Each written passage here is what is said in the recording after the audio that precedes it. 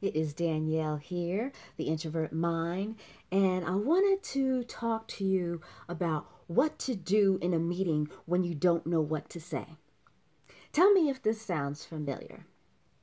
You're in a meeting and you're not saying anything. Everyone in the room or around the table, they're saying something and you're sitting back, just taking it all in.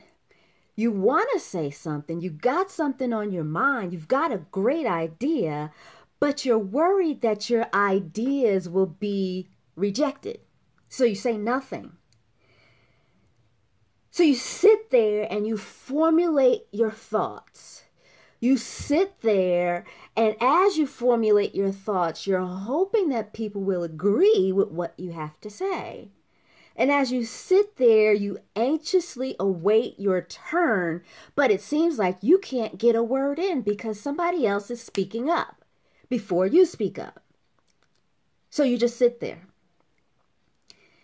Next thing you know, your coworker makes a comment that you wanted to say in the first place, or a comment that you said maybe a couple days ago. And you think to yourself, wait a minute, I said that, and nobody gave what I said any type of credence.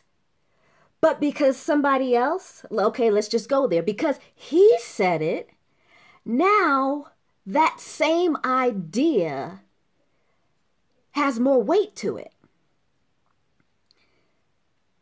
So now what?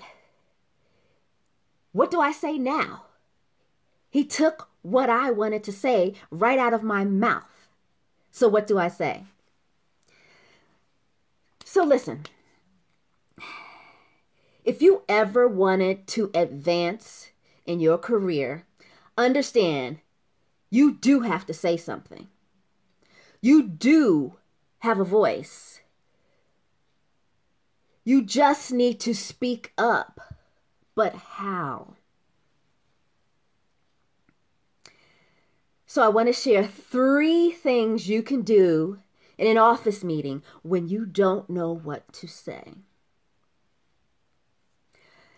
And those 3 things, very simple. Okay, maybe not simple. It does take practice, but 3 things. Listen, question, repeat.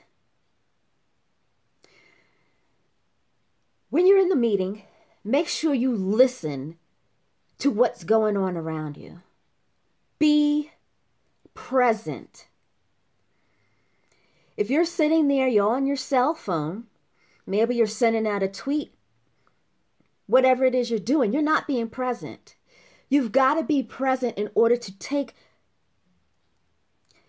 a role in this meeting, in order to have a say, so that you can make sure what you say is relevant.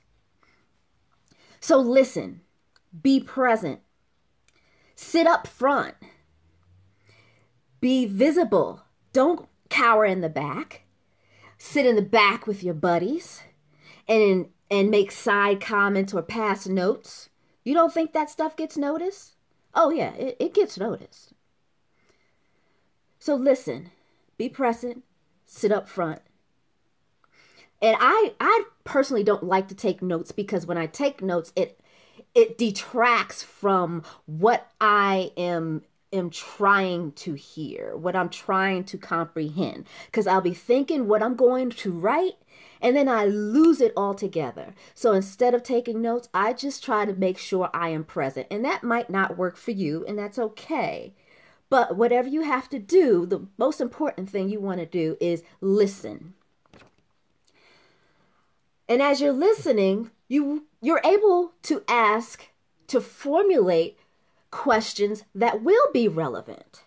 So you'll ask the questions, even if whether they're open-ended or closed-ended questions, it doesn't matter in my opinion. Because if they are closed-ended questions, and let's just clarify the difference, open-ended is when there is a who, what, where, how, and when to start the question off. And the closed-ended question is the one that will be answered with a yes or no. But a closed-ended question can be the easiest way for you to use your voice. Because number one, you don't have to think about how you're going to formulate that question. And number two, whether the answer is a yes or no, the person will have to elaborate on his or her answer. So remember, communication is a two-way street. So if you have to ask a question, whether that answer is a yes or no, that means that the message was not delivered clearly. So that person will just have to deliver it in such a way that it is understood by everyone in the room. And that is a way to use your voice, by asking a question. Number three, you want to be able to repeat what is being said. In other words, paraphrase. When you can paraphrase something and put it in your own words, you have a better understanding of what is being said. Sometimes you might do what's called parroting and say word for word what has been said, but that's not always the best way to go. If you can paraphrase it, put it in your own words, you can visualize it clearer than if you were just to say exactly what they said.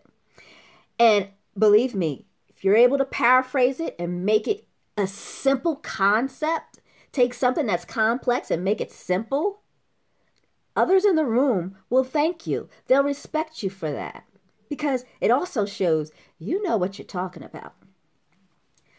So, 3 things to do in an office meeting when you don't know what to say. Listen, question, repeat. Step outside of your comfort zone. Do these things in your next meeting. Send me a message. Let me know how you feel after you've done it. Again, this is Danielle, the Introvert Mind. Peace.